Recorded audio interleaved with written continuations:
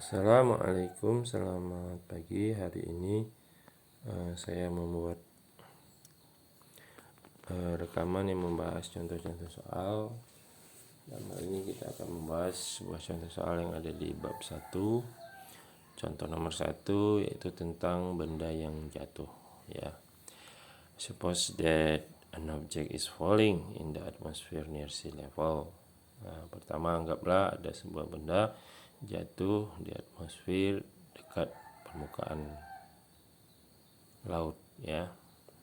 Ini tidak berarti bahwa benda-benda di permukaan lah di pantai, tapi pada daerah yang ketinggiannya dekat selevel dengan air laut. Formulate a differential equation that describes the motion, ya. Bentuklah sebuah persamaan diferensial yang menggambarkan gerak tersebut. Jadi perintahnya singkat saja, 2 kalimat. Jawabannya ini 1 halaman, ya.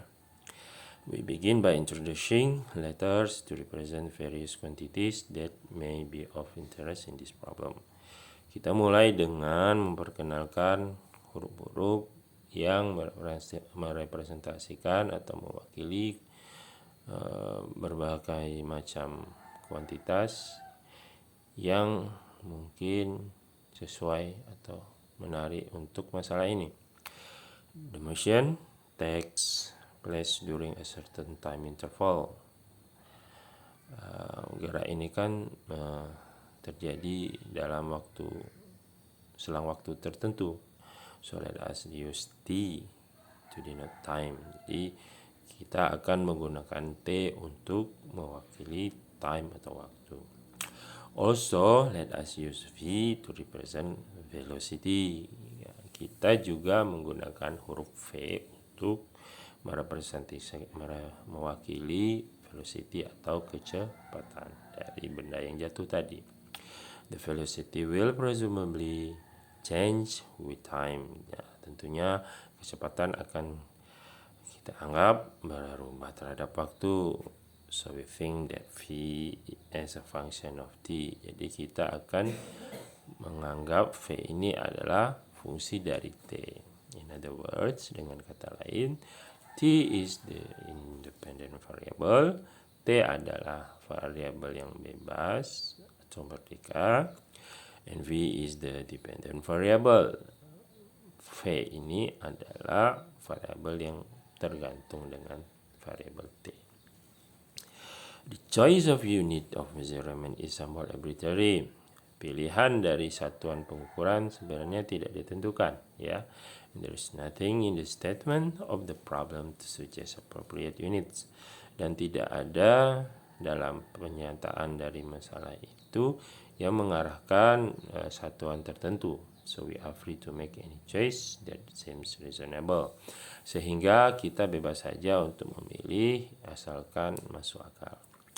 To be specific, let us measure time in seconds and velocity in meters per second.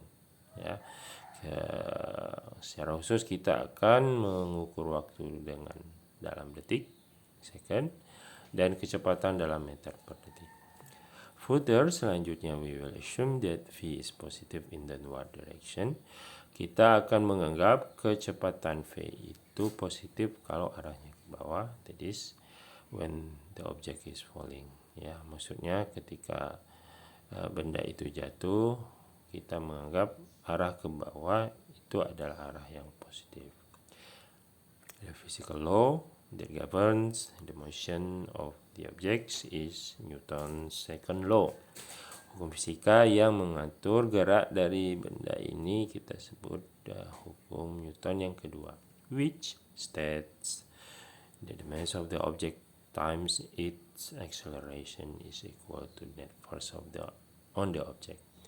Ya, hukum Newton ini menyatakan bahwa massa dari benda tadi dikalikan dengan percepatannya itu sama dengan gaya bersih yang bekerja pada benda tersebut. In mathematical terms, this law is expressed by the equation. Dalam bahasa matematika, hukum Newton tadi diungkapkan dengan persamaan F sama dengan M dikali A. Persamaan nomor 1. Where M is the mass of the object, di mana M adalah massa dari objek, A is its acceleration, A adalah akselerasi atau kecepatannya, F is the net force. F is the net force exerted on the object. F itu adalah force atau gaya bersih yang diberikan kepada benda. To keep our unit consistent, untuk menjaga agar satuan kita konsisten, we will measure M in kilogram, A in meters per second. M dalam kilogram satuannya, akselerasi A dengan satuan dalam meter per detik kuadrat, dan F di dalam Newton. Of course, tentu saja A is related to V by A equal dV per dt. Tentu saja A itu berhubungan dengan V dengan persamaan bahwa A sama dengan derivatif pertama dari V terhadap waktu, dV dibagi dt. So we can rewrite equation 1 in the form F equal M dV per dt. Jadi kita bisa menulis persamaan 1 tadi dalam bentuk persamaan 2. Next, selanjutnya consider the forces that act on the object as it falls. Ya, selanjutnya perhatikan gaya-gaya yang bekerja pada objek pada saat dia jatuh. Ya, apa saja sih gaya yang bekerja? Gravitasi exerts a force equal to the weight of the object, or mg, where g is the acceleration due to gravity. Gravitasi memberikan sebuah gaya yang sama dengan berat dari benda tadi, atau M dikali G, di mana G adalah akselerasi yang diakibatkan oleh gravitasi. In the units, we have chosen, dalam satuan kita memilih G sebesar 9,8 meter per detik kuadrat di sekitar permukaan laut. Ya. Disinilah kata-kata bahwa benda itu jatuhnya di ketinggian permukaan laut itu mengarah pada nilai G 9,8 meter per detik kuadrat. There is also a force due to air resistance or drag. Jadi ada juga gaya yang disebabkan oleh udara yang lebih susah dimodelkan, ya. This is not the place for an extended discussion of drag force. Jadi gaya drag ini, gaya hambatan udara ini tidak kita bahas di sini, ya. Suffice to say that it is often assumed that the drag is proportional to the velocity, ya. Cukup saja kita katakan di sini bahwa sering dianggap bahwa drag tadi, gaya hambat tadi itu sebanding dengan velocity atau kecepatan. And we will make that assumption here, dan kita akan menggunakan anggapan ini di soal ini, ya. Thus the drag force has the magnitude of gamma v. Ya, jadi gaya drag tadi memiliki besar gamma dikali v, di mana gamma adalah sebuah konstanta yang disebut the drag coefficient, ya, the drag coefficient drag. The numerical value of the drag coefficient varies widely from one object to another. Berapa nilai angka drag ini bervariasi tergantung dengan bendanya, ya. Smooth streamline object have much smaller drag coefficient than rough blunt one.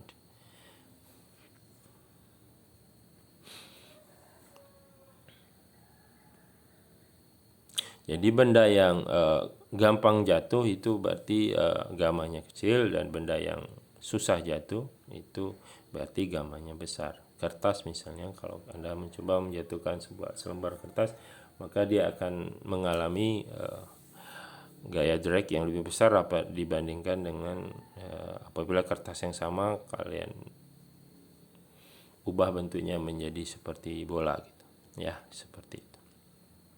The physical units of gamma are mass per time. Jadi satuan fisika dari gamma adalah massa dibagi waktu atau kilogram per detik untuk masalah ini.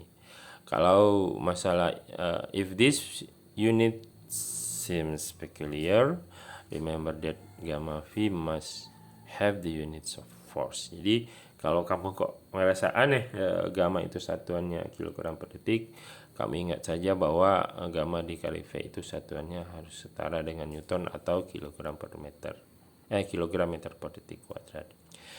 In writing an expression of net force F, ya, dalam upaya untuk menulis ungkapan dari gaya bersih F, we need to remember that kita harus ingat bahwa gravity always acts in downward positive direction, bahwa gravitasi itu bekerjanya selalu ke arah ke bawah atau positif, di mana juga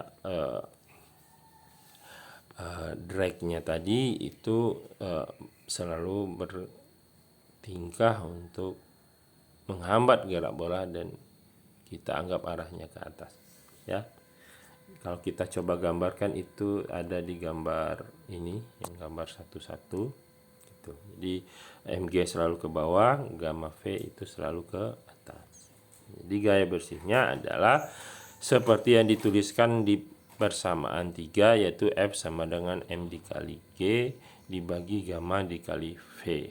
Kemudian sesuai dengan persamaan 2 tadi, ya, ini persamaan 2, maka kita bisa menulis persamaan keempat di mana M dikali turunan pertama dari kecepatan terhadap waktu sama dengan mg dikurang gamma V, ya.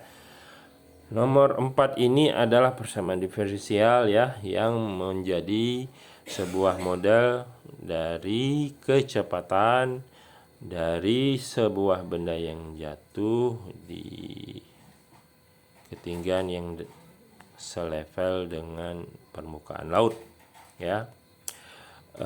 Note that the model contains 3 constants. Jadi ingatlah model ini mengandung 3 konstanta mg dan gamma. Berbeda mg dan gamma ini.